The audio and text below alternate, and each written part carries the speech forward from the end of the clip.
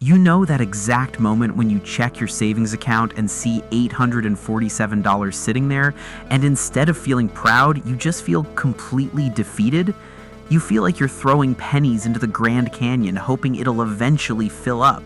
You've been saving for months, maybe cutting back on coffee, skipping dinners out, and living like a financial monk. And for what?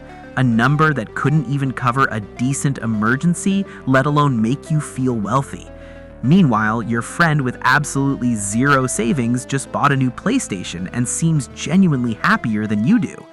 You start thinking, what's the point? Why am I torturing myself for this pathetic pile of cash that feels about as powerful as a wet napkin in a hurricane? My name is Henry, and today we're going to talk about the brutal truth that no financial guru wants to admit. Saving money before you hit 10,000 doesn't feel like building wealth. It feels like playing defense against a world that's actively trying to rob you. Let me paint you the real picture of what early stage saving actually looks like. You save $300 and you feel pretty good about yourself. Then your car needs new tires and boom, gone. You build it back up to $500 over 2 months, and then your laptop dies. Poof, back to zero. You scrape together $800 again, and then your dog gets sick, or your insurance premium goes up, or your phone screen shatters. This isn't building wealth. This is playing financial whack-a-mole, where every time you think you're winning, life smacks you back down to start. You are not investing in your future, you're paying the ongoing subscription fee for existing as an adult human being. And your brain knows this. When you have $800 saved, you're not wealthy, you're just temporarily not broke. There is a massive psychological difference between those two states. This is exactly why celebrating tiny wins often backfires. Your brain isn't stupid. It knows that $400 isn't going to change your life, and it knows you're still one bad Tuesday away from being financially screwed. But here is where it gets really interesting. There is a specific dollar amount where this entire dynamic flips, and it's exactly $10,000. Let me explain the difference between defensive and offensive money.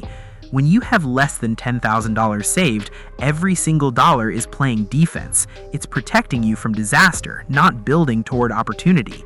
You're constantly operating from a mindset of fear and scarcity, worrying about survival. Will this be enough if my car breaks down? What happens if I lose my job? This defensive mindset is absolutely exhausting.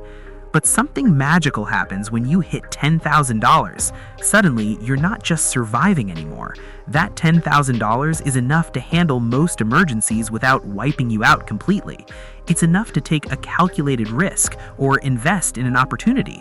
For the first time, your money stops being purely defensive and starts being offensive.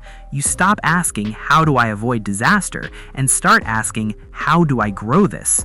Here is a psychological quirk that will probably surprise you. To your brain, the difference between having $1,000 and $5,000 feels completely negligible. Both amounts leave you fundamentally vulnerable, and both amounts can be wiped out by a single moderate emergency. But the difference between having $5,000 and $10,000 feels enormous. That extra $5,000 represents crossing from the vulnerability zone into the stability zone. This explains why so many people give up right before they see real results, and it leads to the psychological torture I call the purgatory of $3,000. When you have $3,000 saved, your brain runs an automatic calculation.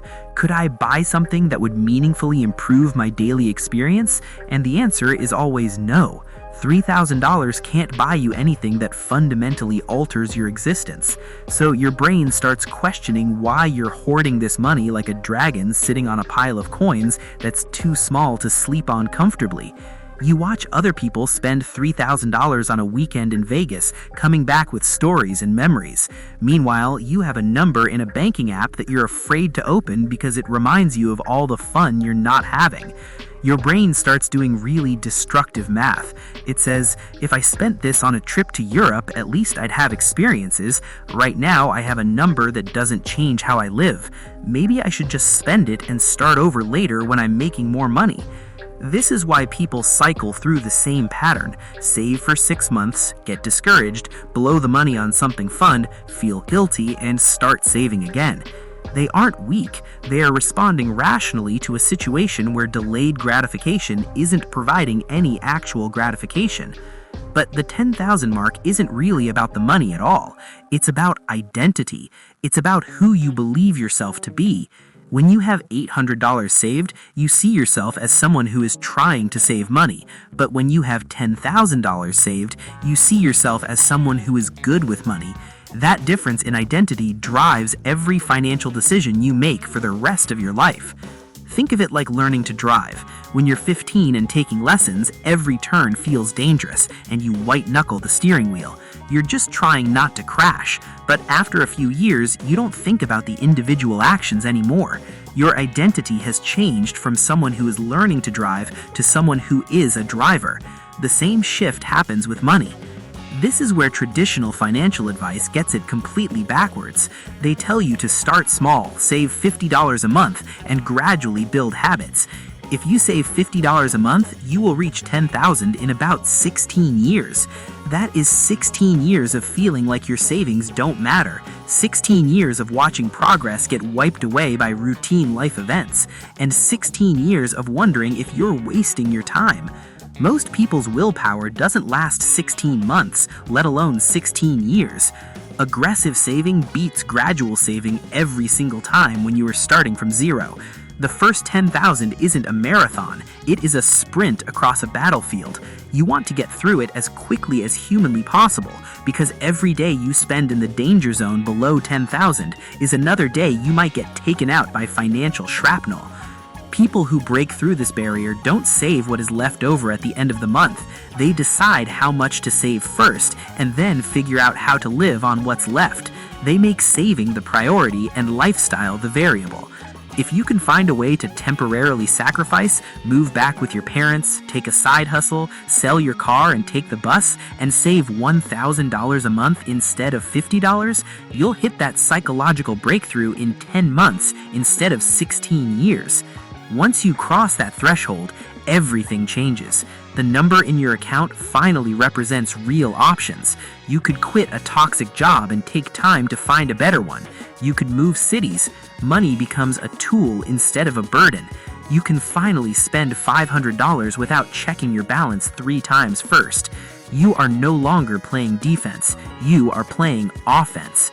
So, if you're sitting there with $2,000 saved and you feel like you're wasting your time, you're not crazy. You just aren't there yet. Those dollars aren't building wealth yet. They are building the foundation that wealth will eventually stand on. The first 10,000 isn't about the money.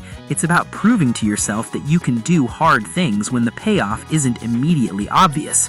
It's the entry fee to a completely different financial life. Keep sprinting. The safety of the $10,000 mark is waiting for you on the other side. If this video helped you understand why those early dollars feel so pointless and why you absolutely have to keep going anyway, hit that like button and let me know in the comments where you are in your journey to $10,000. I'll see you in the next one.